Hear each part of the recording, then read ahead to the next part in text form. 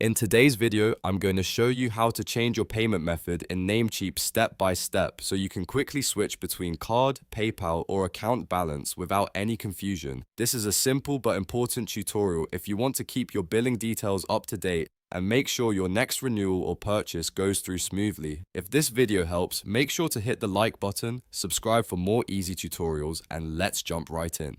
First, log into your Namecheap account using your email and password. Once you're inside your dashboard, look at the top right corner and click Account. This will open a menu with several account-related options. From that menu, select Profile. This is where you can manage your personal details and billing settings. After that, go to the Billing section. In the Billing area, scroll until you find the Default Payment Options section. This is the part of your account where Namecheap stores the main payment method that will be used by default. Next, click Edit.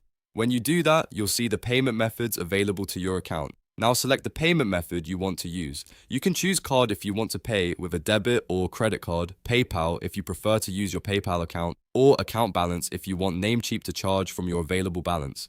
Take a moment to make sure you've selected the correct option before moving on. Once you've chosen your preferred payment method, click Save Changes. Namecheap will then update your default billing option, and your selected payment method should now be active for future transactions, and that's it.